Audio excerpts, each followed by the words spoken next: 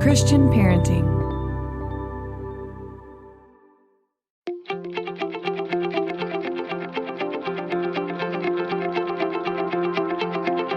This is Cynthia Yanoff, and you're listening to Pardon the Mess. Each week we have honest discussions about the ups and downs of parenting and the lessons God is teaching us along the way. It's real, it's fun, and it's biblical. Life is messy. Don't walk the parenting road alone.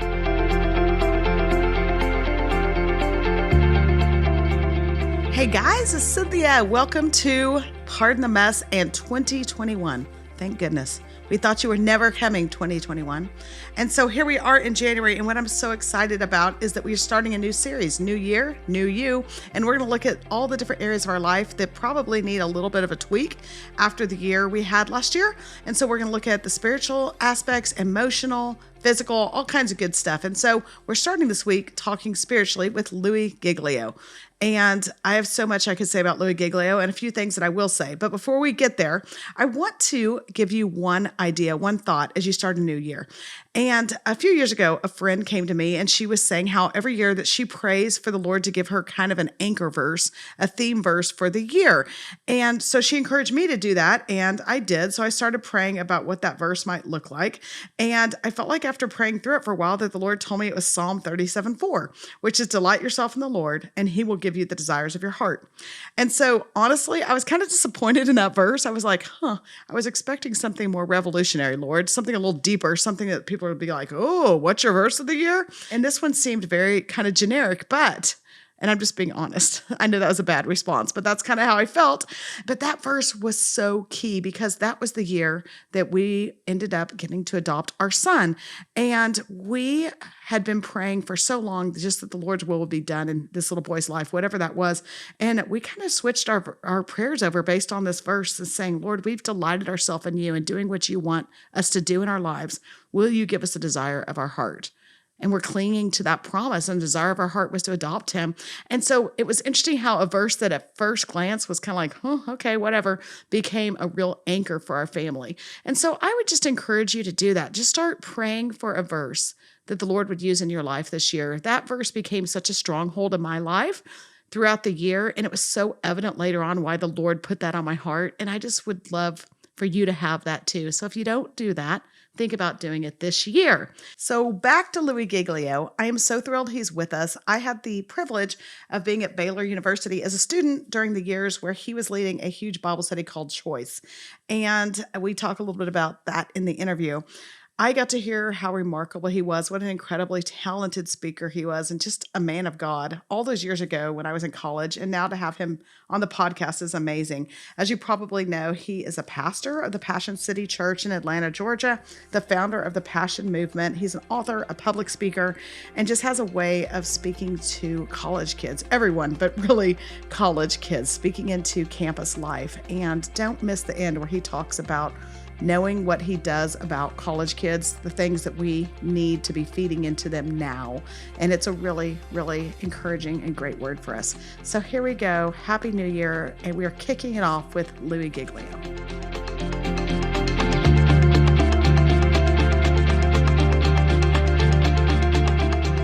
Hey, Louie Giglio, welcome to Pardon the Mess. Well, I'm looking for the mess. I don't see a lot of mess right now. Don't make me turn this computer around and show you my office because I am so happy to do that. Okay, listen, we have a little bit of background, but you don't know this, not in a bad way. I was at Baylor when you were doing Choice. Oh, I was a student. Best days ever. And so that was early 90s, right? How long were you there? Do you remember exactly? What years were you there? We were doing Choice from 85 to 95. Okay, so I was there 90 to 94. So I knew you back in Waco, Texas. And so it's just an honor to be able to talk to you now, all these years later. So, hey, welcome. Thank you. Thanks for having me on. And that is the coolest thing that you were a part of Choice. I really say this, in all sincerity, I think those were some of, if not the best years of ministry of our lives, especially 89, 90. 91. It was the whole thing, watching what God was doing on that campus it really was supernatural. And wow, I think that we share that and share those memories and share those days is really, really special. Thanks for telling me. Yeah, that's real. That's really cool. And that kind of birthed, I guess, passion after that, right? Wasn't that shortly after that you Yeah, felt we called left to in start that? '95 because my dad was disabled here in Atlanta. And so Shelly and I left to move back to help my mom take care of my dad. And he passed away right when we got home. So we moved from Waco to Atlanta for this mission of helping my mom give 24-hour care to my dad. And then my dad died of a heart attack. And we were the most confused I've ever been in life. And here we are in Atlanta, Georgia, without a reason, without a ministry, without a job. And I'm not kidding. That was my dad died on April 28th, and his funeral was May 1st. And somewhere along June, I was flying back to Texas to speak at a big youth event in Dallas. And on the plane, I had a vision. I mean, a real vision, like, like a biblical vision. Mm. Went away somewhere for a minute and saw something and then came back. And that vision turned out to be passion. And we started working on the first passion that year, 95. I think it was 97 when we had the first passion conference. And I think we're on the 24th Passion Conference this year. So, kind of crazy. Yeah, yeah, and when you said that, I was thinking exactly what you said. You had to have that moment because I know you and being a man that follows the Lord, you've prayed about that decision to move and what you were supposed to do and the right thing for your father. And then you get there and it totally goes a direction you never anticipated. And so there's that moment I'm sure that you're kind of referencing of like, did I mishear? Did I misunderstand? Where are you in this, God? And so for anyone and all of us who are listening or have been there or are there, what's your response to that now? What can you say looking back if you're in those spots of like, I don't even understand. I prayed through this. I thought I knew what I was doing. Well, there's a big story in that. I'll give you the super short version since we're on a podcast and we're not writing an encyclopedia series. Um, but I took a sabbatical break in November of 1994, went away for 3 or 4 weeks just to chill out, seek the Lord.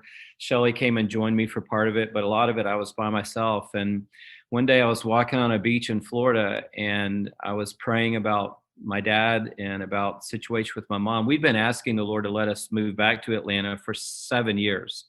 Mm. And every year would be a 100% no. This is not the time. And the Lord would bring me these words through random people, like a server would walk up at a restaurant and say, I don't know why the Lord wanted me to tell you this, but when Jesus said in that parable, let the dead bury the dead, but as for you, you follow me.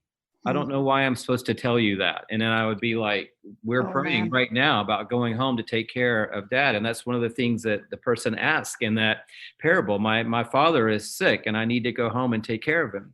So year after year, stay, stay, stay, stay, stay. So we're happy to do that. And we're leading a ministry. You're a part of it.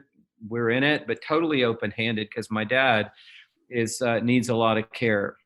Yeah. Finally, in the November of that year, I get a yes. I'm walking on the beach and I get a yes. And so I run back to the condo. This is ages ago. I call Shelly on a landline and I say, babe, you're not going to believe this, but we're free to move to Atlanta. Well, the second guessing turned out to be maybe we should have gone in November because then we would have had the last 4 months with my dad. Mm. That's what really got underneath my heart. Yeah. Instead, we did the human thing. We're going to finish out the school year. We'll Right. move in May. We'll do it when it seems like it makes sense. And so there was a lot of second guessing, but at the end of the day, we did an event in 2017, I think it was, in the Georgia Dome, and biggest event we'd ever done. Had a round stage in the middle of the field, 50-yard line. I walk up the first night to open the first session, and I'm walking up the steps onto the stage, and I almost lose it because we had moved in overnight from a college football game that had happened on New Year's Eve. And literally in one night, they put a TerraPlast covering over the football field. We built up our stage and we had an event 24 hours later. Hmm. That game was the Chick-fil-A Peach Bowl. Mm. And at the 50-yard line was the Chick-fil-A logo. And now that logo was going to be under our stage for 4 days because it's still on the field. Well, my dad designed the Chick-fil-A logo in Oh, 1964. And wow. I walked up those steps And in a heartbeat, God said, all this passion happened because your dad died. Can't explain it all. I'm not going to connect all the dots for you today. Not going to give you the whole full canvas sized portrait print. Just giving you a little glimpse today that I'm still in it, and that there's going to be a day and a time when it all makes sense. And just for 4 days, I was standing on that hope and that promise that God doesn't owe us an explanation for anything, honestly. We're lucky to be alive and to be forgiven and to be called sons and daughters. Yeah. Amen. But he did give me a little glimpse that day, Cynthia, and it helped me kind of push away the disappointment. Did I miss it? Did I get the timing wrong? Did I mess this all up? And I think we all have regrets in life, and it's easier to just trust God and to keep moving forward and to keep trying to rehash the past and to wonder how things could have gone different. Yeah. What a beautiful picture, though, of him giving you just those little glimpses of his faithfulness. And there's so many places where we don't get those, but when you do, just being able to treasure that and say, okay, thank you, Lord, for I know you're good. I believe, but just getting a sense, a taste of it is just such a sweet gift. And so here we are. Happy New Year, by the way. 2021. Come on. Yeah, come on. It can't be worse than 2020. Nothing. I say that. I was about to say nothing, but let's not tempt it. But I was listening to a sermon series that you preached last year in First and Second Peter, kind of going back and forth, and you talked about, are these the end days? And before anybody who knows this podcast that knows I tend to be a little silly or whatever, we're not getting too deep here, although I think it is appropriate. But it's not going where it seems to be going. But the question becomes, how do we live differently based on what we know, what we lived through this last year? And I'm kind of reframing it a little bit, but are these the end days? And if they are, which, spoiler alert, you're going to say yes, how does that change how we live? And I think that's just a good, hearty question as we kick off a new year. If this is kind of the end days, whether that's the end days of earth as we know it, or the end days for all of us at some point that's coming, how does that change how we live? Yeah, well, I want to edit my earlier comment that it can't be worse than 2020. Certainly it could be. It could be, but yes, I'm with you. Praying that it's not going to be, and believing. We kicked off 2020 in another stadium, in Mercedes-Benz Stadium, with 65,000 college students. It turns out it was one of the few stadium events that happened in the United States in 2020 of any kind, not just Christian events. I think it was the only Christian stadium event in 2020. Wow. And we had all these hopes of turning the page into the roaring 20s, a brand new decade, if you will. But here we are again, turning the page into 2021. So what did we learn from the last page we turned? We learned that you can't take anything for granted. We learned that everything in life is a gift. And we learned that we should live with a little bit more urgency.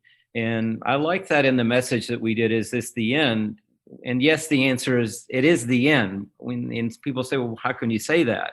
Because of all the floods we're having, because of all the fires, because of the earthquakes, because of the pandemic, because of the locust plague that's ravaged Africa in the last 12 months. No, the reason we know it's the end is because the scripture says we're living in the last days. But we talked about it in the message, and you and I were talking about it earlier. We were using end times math, and it's right there in Second Peter. With the Lord, a day is like 1,000 years. 1,000 years is like a day. So it's been 2 days since Jesus went back into heaven. So we're in the third day. And of course, we're in the last days. But I think what 2020 taught us is we should treasure the moments and make sure that we're living for the things that matter most. And I've always been a little bit annoyed by the real last days people. I get a prophecy letter about every 3 months of somebody who's written 15 pages, single space, front and back, with some diagrams about how, on September the 8th or March the 12th, Jesus is coming. And I respect that if it's real. I respect it if it's real. And I have a friend who I mentioned in the talk that we were talking about, has a dog. And when she goes to the grocery store, she leaves a note on her mailbox. It says, in case of the rapture, we have a pet in the house. Now, Awesome. that's real. That's like, okay, you really do believe Jesus might come in the next 30 minutes because you're preparing in ways that are legitimate and literal.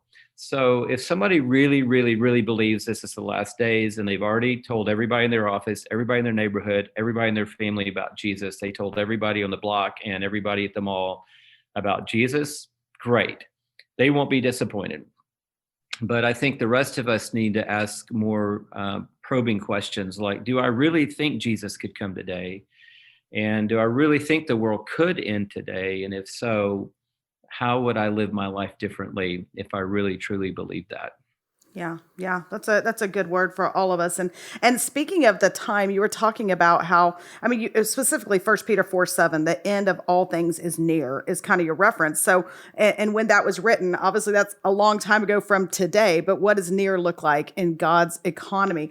And you had an actual number you used at that time for how long 2020 had been. Do you remember that number? It's like 864.4. 86.4 seconds long. If a year is 1,000 years, a day is like 1,000 years, 1,000 years is like a day, then 2020 lasts in God's time 86.4 seconds. 86.4 seconds. And I think that was such a good visual for me of like the year that seemed to never end was nothing in God's economy. And what does that teach us? And you talked a lot about this, about patience and knowing that God's using suffering. God's using all things for, we know biblically speaking, for his glory and our good. And so that speaks into patience. And I thought that was a good word you gave, and urgency and living with confidence. But you said something at the end of your message that I think is kind of the call to action that we all need. And that is just living with congruency, which you even admitted that was a bit of a nerdy word to use.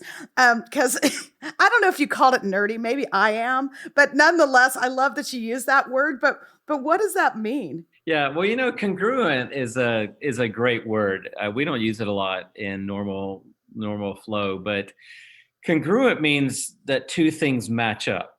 That's really what it's about. And so if I do believe that Jesus could come and ultimately is going to come, and I do believe that I'm going to a different place for the rest of eternity, and it's going to be a kingdom of righteousness, then that should match or be congruent with the way that I live today.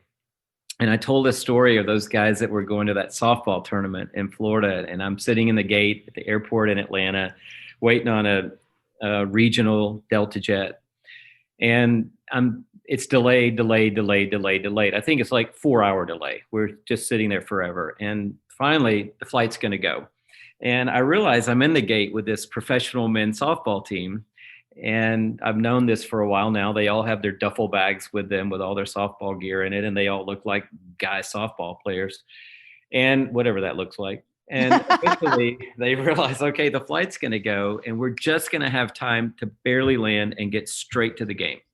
So they start going 2 by 2, 3 by 3 into the men's room and changing into their softball uniforms.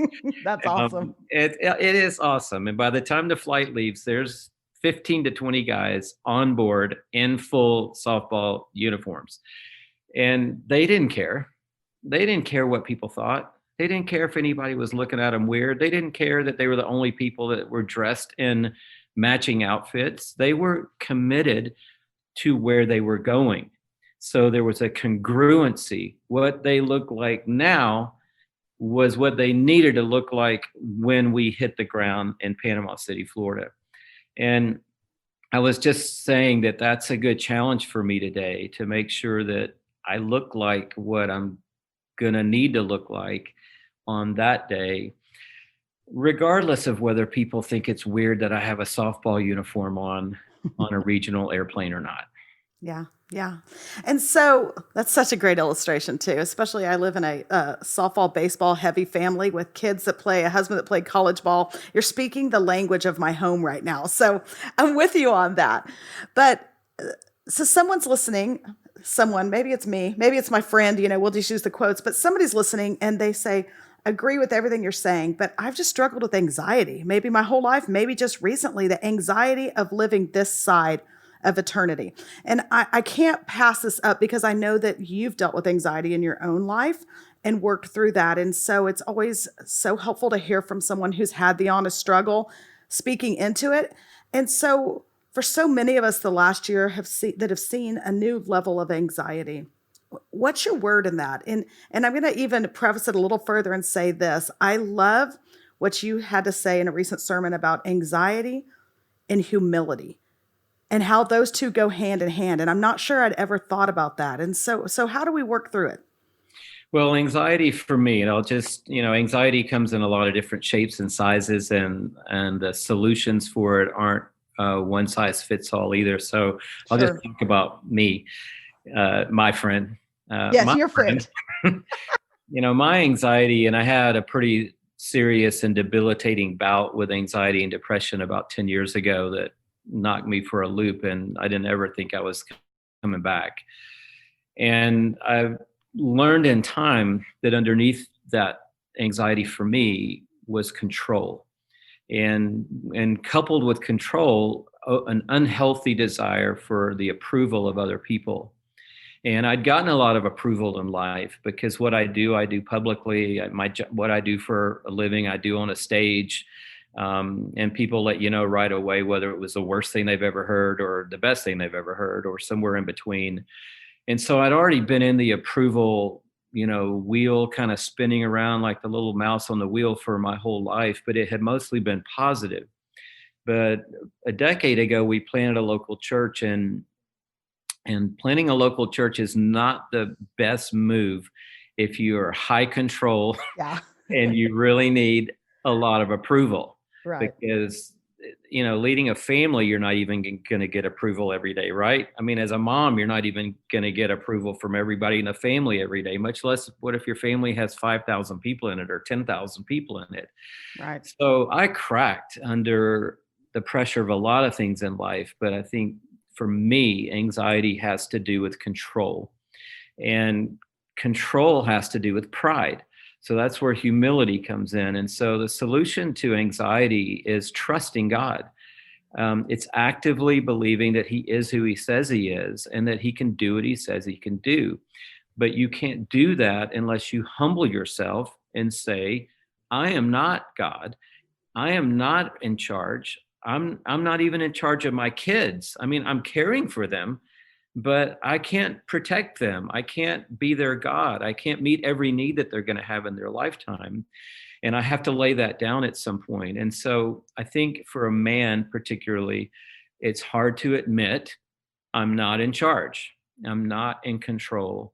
I'm not running anything. Oh, yes, I am. I'm running my business. I'm running my own business. And I'm going, well, it's 2020 last year. How was that going? Yeah. Oh, yeah, not real good. Because, see, I'm not in charge of the economy. I'm not in charge of interest rates. I'm not in charge of PPP or PPE or any of the other P's that came down. I'm not in charge of whether or not the government's going to give another short-term loan. I'm not in charge of my employees, whether they got COVID. I'm not in charge of market conditions in Asia right now. We're not running anything. We're just stewards of things God has put in our hands, but he's the only one running anything. And that's how you fight anxiety, is you humble yourself under the mighty hand of God.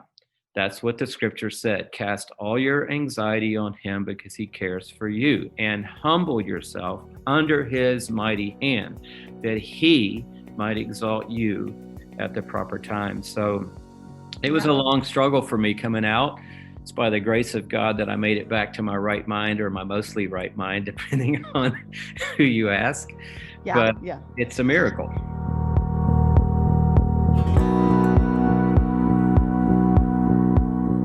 Hey guys, today's podcast is sponsored by our friends at Faithful Counseling. Is there something interfering with your happiness or preventing you from achieving your goals? Faithful Counseling is a solution for people seeking traditional mental health counseling who'd prefer to hear from a Christian perspective.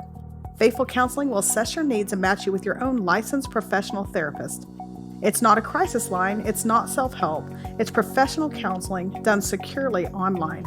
You can log into your account anytime and send a message to your counselor. You'll receive timely and thoughtful responses, plus you can schedule weekly video or phone sessions. It's more affordable than traditional online counseling, and financial aid is available. Faithful Counseling wants you to start living a happier life today. Go to faithfulcounseling.com/pardonthemess for 10% off your first month. Again, that's faithfulcounseling.com/pardonthemess. And join the over 500,000 people taking charge of their mental health with the help of experienced professionals. Does this struggle stay with you? Is it something that you think you'll always kind of have to work through and fight, or do you feel like it's one of those things that getting to the right spot? And again, it's different for every person. We understand that, and we're all for counseling, medication, whatever people need that meets their needs. But do you feel like you were able to get to a point where you can say, I'm on the other side of that, or do you feel like it's something that is always a little bit of a struggle? Well, I would say, if you're struggling with anxiety or depression, or like me, you've fallen a hole of depression, get help.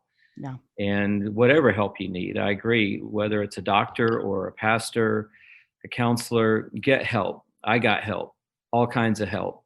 And I'm grateful for all of it, because God is the God of all help. And so whatever's helping you, God is behind that.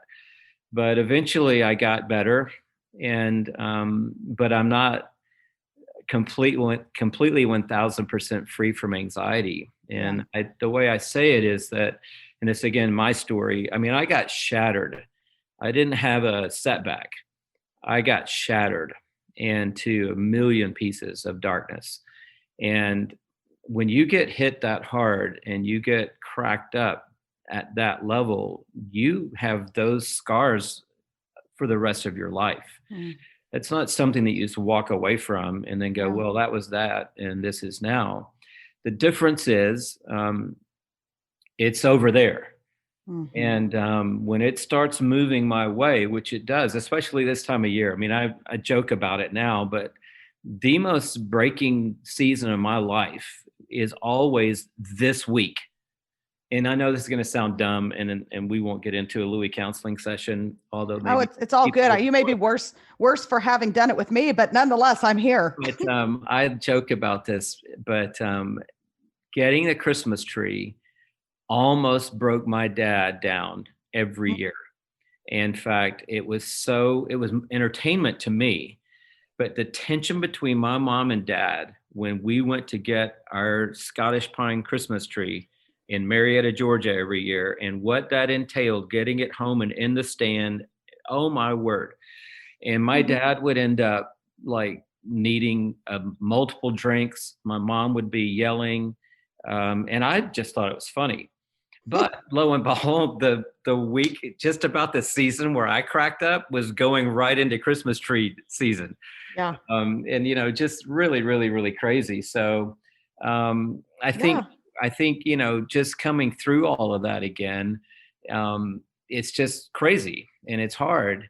But what that was all about, at the end of the day, again, it's control. Yeah. And it's being in a situation where you want to make sure that things go the way that you want them to go. And so for me, when I feel these things coming, like coming through the Christmas season, I feel it coming. Here it was coming. Other events in different times of the year, I sense it's coming. And that's the difference now. I know it's on the way. I know how to respond to it. I know what it is. And I know what my go-to is going to be as a defense mechanism and an offense mechanism in the middle of it. And mostly I know I'm going to make it. Yeah. And that's about half of it. Yeah. And now I think we can all say we've lived through 2020, and whether or not you've struggled with anxiety before or not, we've all felt that. That's what 2020 did. It stole everything we thought we had control over. We perceived control over our finances or our jobs or our families or our kids leaving the house every day, and that was stripped away. But now we can see, hopefully the light at the end of the tunnel. We're seeing the other side of it. And just like you talked about recently, I heard you speaking about just like, the diamond is the diamond. It's not cubic zirconia, it's the diamond because it had the pressure and it came through and had that refinement. And that's what I'm praying for all of us and our families this next year, is that we're the real thing now because we've been through that refinement with the Lord. And so you have, I'm taking a hard turn, but you have this book, Goliath Must Fall. And then there's, that's been out a while. You have a new version, Goliath Must Fall, for young readers. And as parents that listen to this podcast, I think we've all, as parents, struggled to get through a hard year, and we're looking forward to New Year, and all that the Lord's mercies are new every morning. So let's be thankful for that. Tell us about Goliath Must Fall, your heart behind that, and why translating it into something for a younger person. Why is that important? Yeah, the book, like a lot of books, comes out of some messages we did a few years back at Passion City. And the thing that was different about this series was we had a left hook in the story of David and Goliath. Everybody knows this greatest underdog story of all time, right? Yeah. But we've always seen ourselves in the middle of the story. And what I wanted people to see, because what I knew was helpful for me, was to understand that I'm not David in the story of David and Goliath. And I know that's like, could be heresy to somebody listening today. They're like, no. I've always been David in the story of David. Yes. I mean, I've been in VBS since I was 3. Please don't break this. But the thing is, we're not good giant slayers. And as many times as I heard that talk in middle school camp and high school camp, and I swore I was going to take down all the giants in my life, because if that little boy could do it, I could do it.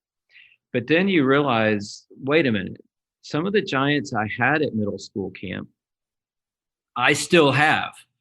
Some of the things I was struggling with at high school camp, now I'm 50 years old or 40 years old, 30 years old, and I'm still struggling with the same thing I was promising God that night at camp that I was going to kill with my little rock that I went and found out on the campground.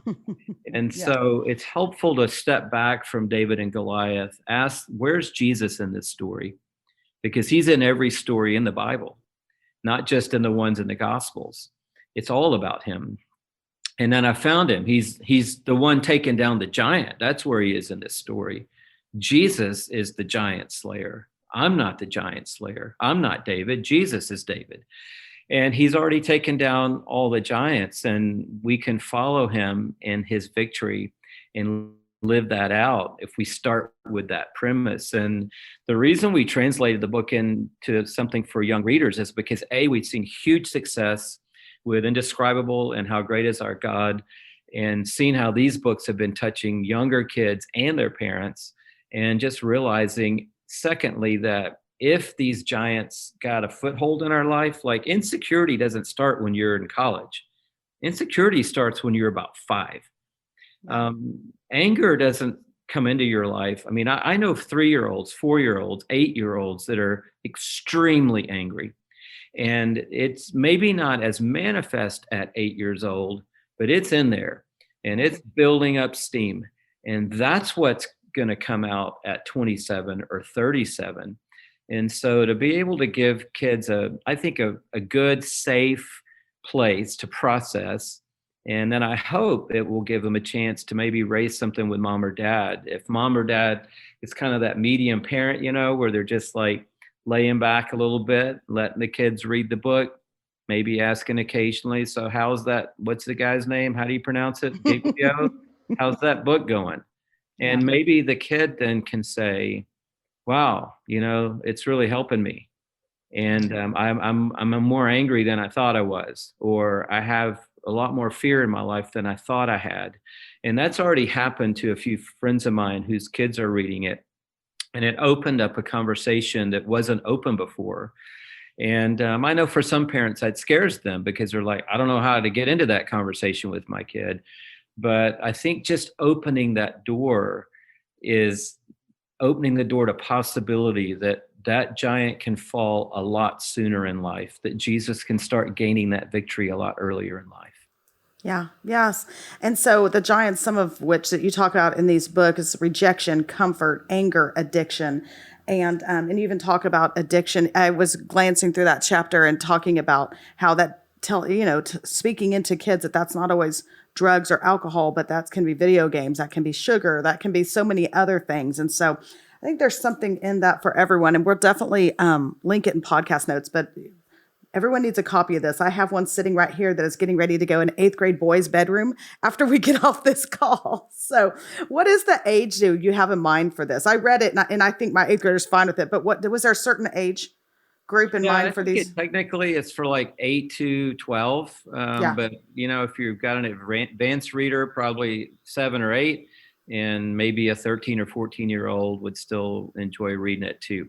Yeah, I have a 13-year-old, so I think it'll be great. Well, it's a great read, and then there's obviously the adult version that's been out a long time, and I also ordered it because I don't know how I missed it, but I don't think I've read it, so I'm excited to see it.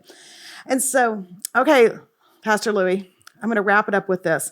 You've spent a lot of your life, obviously impacted my life by just your calling into student ministry, into speaking into the lives of students.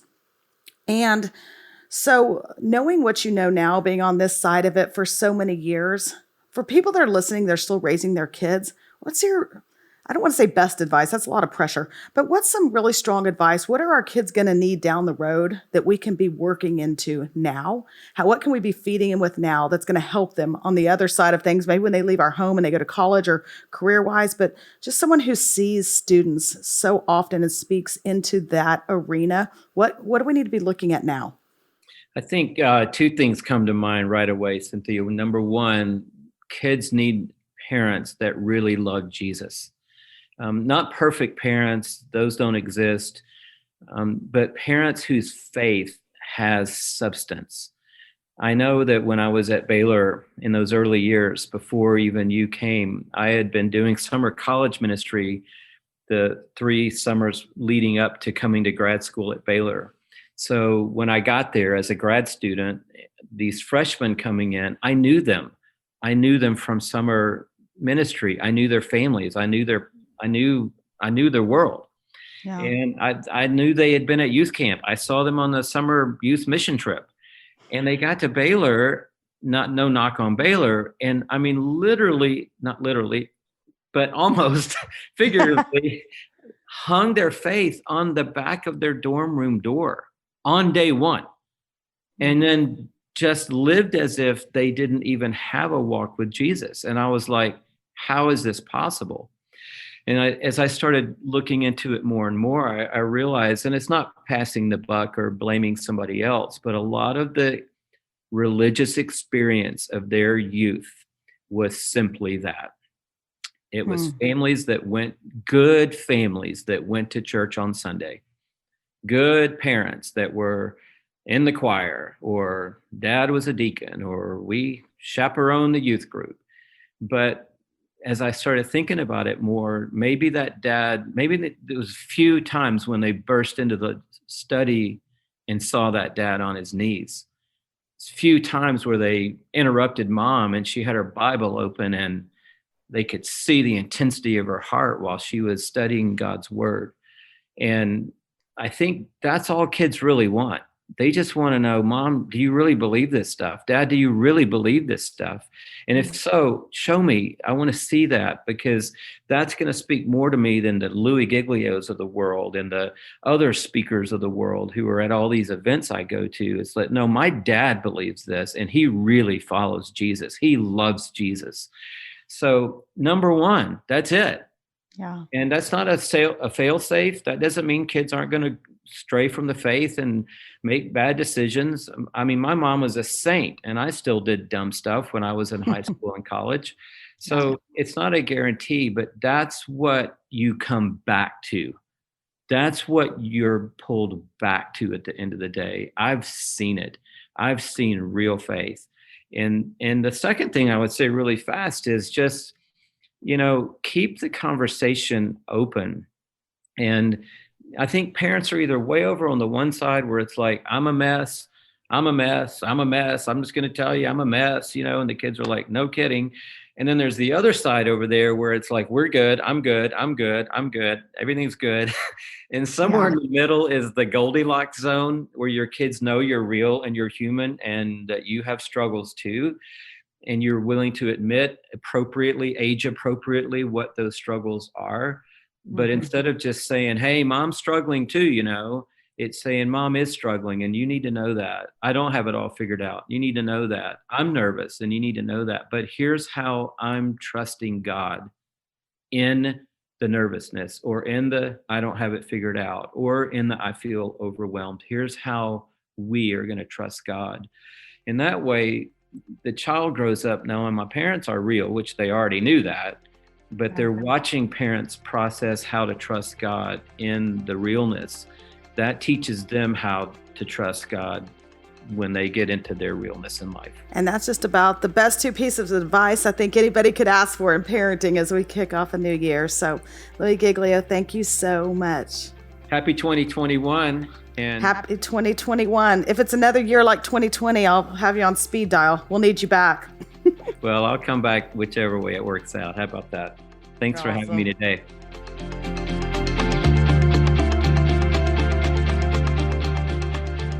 All right. I know you enjoyed hearing from Louie Giglio. That was really meaningful for me, especially full circle, since I got to hear him all those years ago at Baylor and now getting to talk to him. And I love how the Lord worked in his life, that story through his dad passing away and questioning kind of the timing, and when he was on that stage in the middle of an arena, and underneath it was the logo for Chick-fil-A that his dad designed. Just cool to see how God works, and he gives us little glimpses of his goodness. And so I hope that encourages you, and you can find those in your own life, like I'm encouraged to do in my life. And don't miss an opportunity to read his amazing book, that Goliath Must Fall, that's for adults, but also the one that he's written for kids. So they are linked in podcast notes. Grab it and order your copies. And you guys, Happy New Year. I'm excited to do parenting with you this year as we pray for our kids on Mondays and talk parenting on Thursdays with lots of cool people planned this year. We know your days are busy, so as always, thank you for joining us as we pardon the mess.